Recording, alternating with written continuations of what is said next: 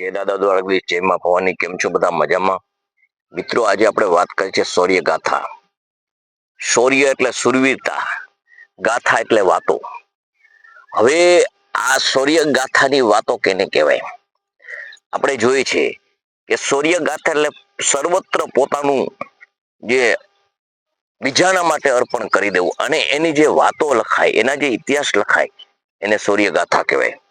મિત્રો, આપણે જાણીએ છીએ કે બોર્ડર ઉપર તૈનાત આપણા ભાઈઓ, સૈનિકથી માંડીને બધા અફસરો, આ લોકોની પણ, આ વીરોની પણ શૌર્ય ગાથા લખાય. કેમ કે જે રાત દિવસ ટાઢ તાપ અને વરસાદ, -0 તાપમાન અને બરફની સતત વર્ષા, બરફના પહાડોમાં જે હૃદય થંભી જાય આવા વાતાવરણની અંદર એ લોકો 24 કલાક હાથમાં હથિયાર લઈ અને જે આપણા માટે કાયમી માટે તૈનાત છે, જે દુશ્મન આપણા દેશ ઉપર આક્રમણ ન કરે અને દુશ્મન આપણા દેશ ઉપર કબજો ના જમાવે, આપણો વિનાશ ન કરે, એના માટે સર્વત્ર પોતાનું અર્પણ નોછાવર કરી આપણા માટે જે બલિદાન આપી દે છે, આપણા માટે શાહિદી ઓરે છે, અને શૌર્ય કહેવાય. આની જે વાતો હોય, એ જે વાતો ઇતિહાસના પાનામાં લખાય, એને શૌર્ય ગાથા કહેવાય. મિત્રો, આપણે જાણીએ છીએ કે આજે આપણા વીર ભાઈઓ છે, આપણા વીર જવાનો છે, એ જેટલું કરે છે એનું અંશ માત્ર પણ આપણે એના માટે કંઈ પણ ન કરી શકીએ. કેમ ન કરી શકીએ? એ વાત તમે યાદ રાખજો કે એ પણ એક પરિવારમાંથી આવે છે, એનો પણ પરિવાર છે, એને માતા પિતા છે, એને પત્ની છે, બેન છે, ભાઈ છે, આ સર્વત્ર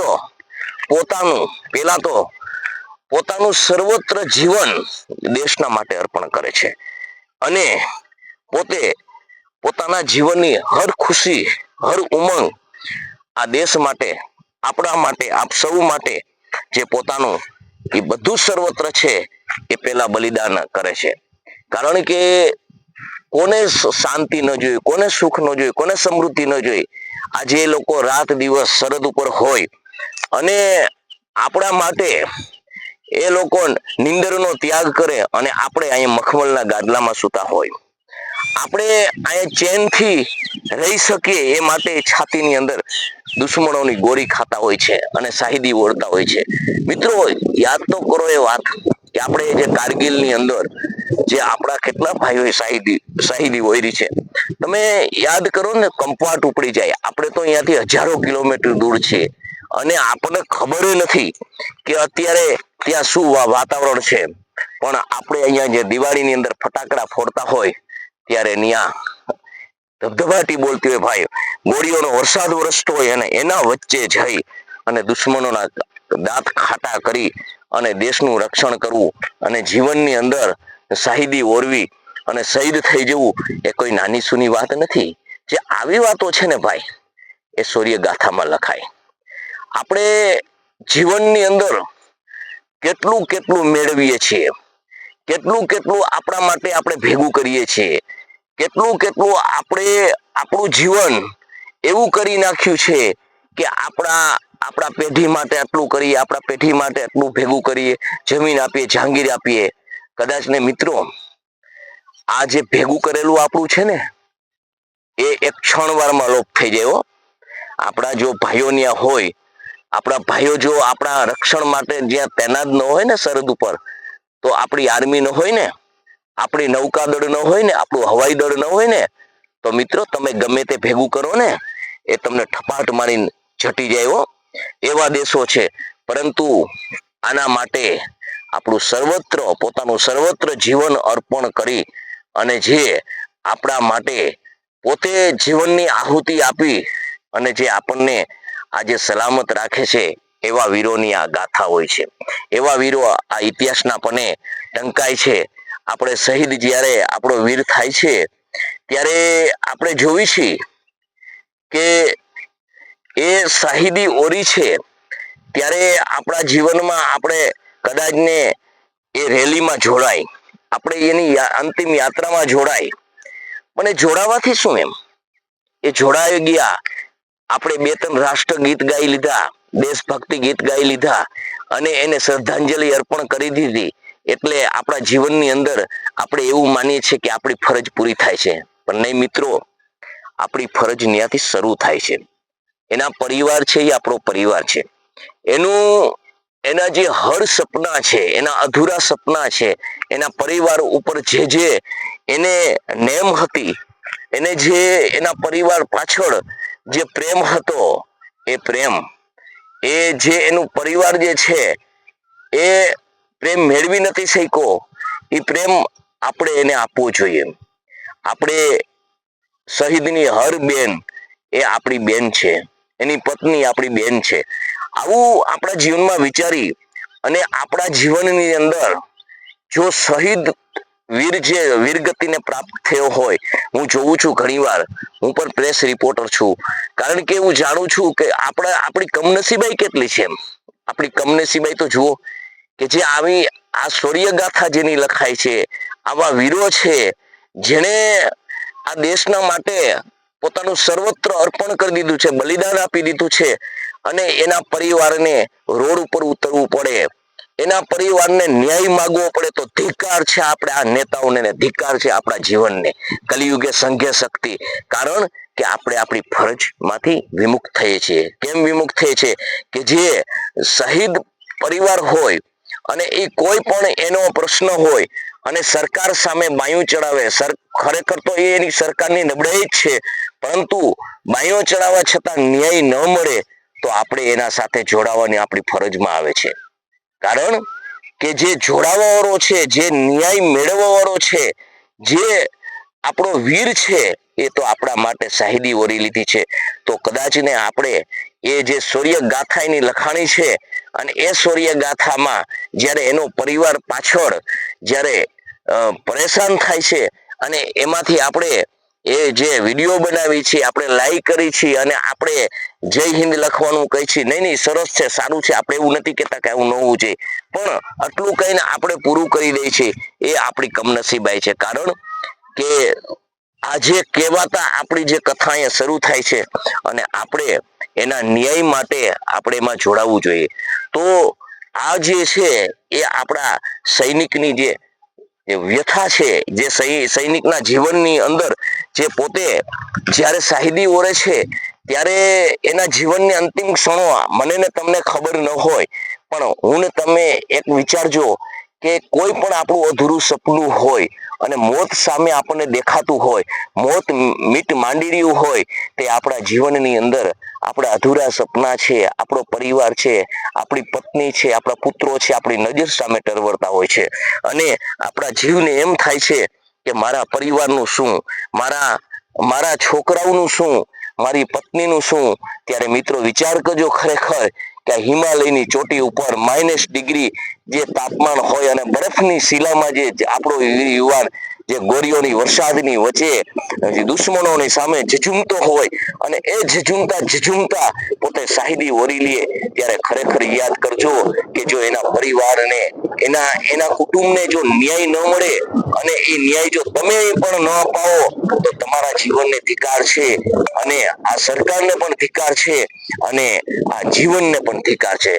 એટલે મિત્રો, આપણે વાત કરી છે શૌર્ય ગાથાની, તો શૌર્ય ગાથામાં તમને એવું થશે કે વચમાં આવું કેમ લીએ છે, તો એનું કારણ એ છે કે આજે હું જોઉં છું કે જે શાહિદી ઓરે છે, જે આપણા વીરો છે, આપણા જે સપૂતો છે, એ જ્યારે શહીદ થઈ જાય છે અને પાછળ એના પરિવારને જે હેરાન થવું પડે છે ને, એ એક વ્યથા છે કે જેણે પોતાનું સર્વત્ર આ દેશ માટે અર્પણ કરી દીધું, મારા ને તમારા માટે અર્પણ કરી દીધું, આના જીવન માટે બસ આટલું જ હતું. તમારા માટે આટલું કરવા છતાં તમે તમારી જ્યારે ફરજ ચૂકી જાઓ છો ત્યારે મારે તમને ટકોર કરવી પડે છે. એટલે મિત્રો, જીવનની અંદર શૌર્ય ગાથા એની લખાય છે. આપણે જોઈ છીએ કે આપણે કેટલું કરીએ છીએ આપણા માટે, તો આપણે એના માટે કંઈ નહીં કરવાનું.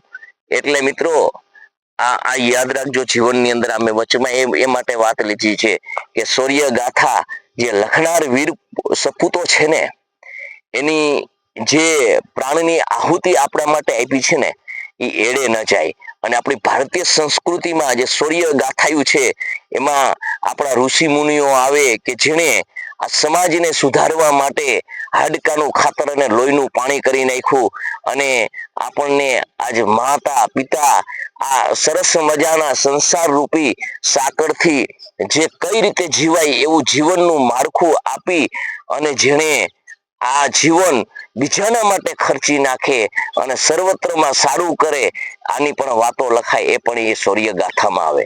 મિત્રો આપણા આઝાદીની લડતની અંદર આપણે જઈએ તો બાળકથી માંડીને અને યુવાનોથી માંડીને અને વૃદ્ધો સુધીએ જ્યાં દેશને આઝાદ કરવા માટે જે બલિદાન આપ્યું છે એ પણ એક આપણી શૌર્ય ગાથા કહેવાય.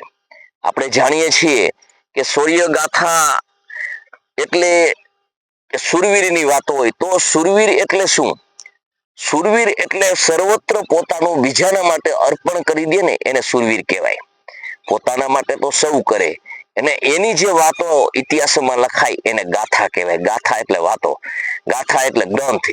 આખો સમૂહ એવો મોટો એનો તૈયાર થાય કે જેનું જીવન આપણા જીવનમાં ઉતારવાની ઈચ્છા થાય, જેનું જીવન જોઈ અને બાળકોને એમાં શીખ લેવાનું, બાળકોને એ ભણતરની અંદર ઉતારવાનું. આજે તો બાળકોને આપણે જો શૌર્ય ગાથા છે, આપણા વીર પુરુષો છે, આપણા મહાપુરુષો છે, આની જે વાતો હતી એનાથી આપણી સરકાર આજે વંચિત રાખી રહી છે. એ કમનસીબાઈ છે. આપણે આજે ઘડતરનું શિક્ષણ અંદરથી સાવ કાઢી અને ભણતર આપણે વ્યવસાય અને જે રોટલા માટેનું કર્યું છે પણ આ જે જીવનમાં છે એ એક દિવસ નુકસાનકારક છે. એટલે મિત્રો શિક્ષણ પણ એવું હોવું જોઈએ કે એમાં ગાથા શૌર્ય ગાથા હોવી જોઈએ, વીર ગાથા હોવી જોઈએ. એમાં આપણે જોઈએ તો સંસ્કૃતિની વાતો હોવી જોઈએ. આ બધું જીવનની અંદર ઘડતર થાય.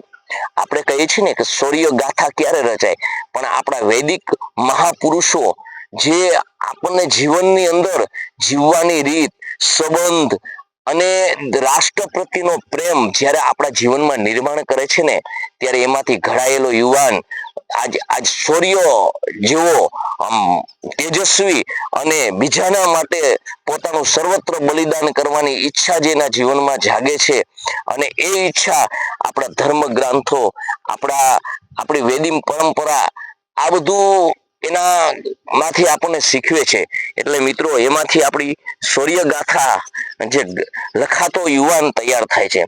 એટલે મિત્રો જીવનની અંદર શૌર્ય ગાથા ક્યારે લખાય? તો કે શૌર્ય ગાથા જીવનમાં ત્યારે લખાય કે આપણે કોઈ બીજાના માટે આપણું સર્વત્ર અર્પણ કરી દઈએ, આપણે એમાં સર્વત્ર બલિદાન કરી દઈએ ત્યારે એ ગાથા આપણે ન કહેતા બીજા સમાજો કોઈ પણ જે વાત લખે એને શૌર્ય ગાથા કહેવાય. મિત્રો આપણે જાણીએ છીએ કે આપણા બોર્ડર ઉપર તૈનાત ભાઈઓ જે પોતાનું લગ્ન જીવન ના જે પોતાના જીવનની અંદર આપણે જે કોડ હોય એવા કોડ હોય અને લગ્ન કરી અને બીજે દિવસે કોઈ પણ દેશ ઉપર આપત્તિ આવે અને ઉપરથી સંદેશ આવે કે હાજર થઈ જાવ ભાઈ, આપણે સરહદ ઉપર હવે તૈનાત થઈ જવાનું છે, દુશ્મનોની હલચલ વધી ગઈ છે અને ત્યારે આપણો એ વીર સપૂત જ્યારે ત્યાં જાય છે અને આપણે જોઈ છીએ કે પાછો પણ નથી ફરતો. પાછો ફરે છે તિરંગામાં લપેટાય અને જે એનો પાર્શ્વ દેહ આવે છે ત્યારે વિચાર કરો મિત્રો, એની શૌર્ય ગાથા તો લખાણી પરંતુ એનો પરિવાર એના જે મનમાં રહેલા કોડ એ કેટલા હશે?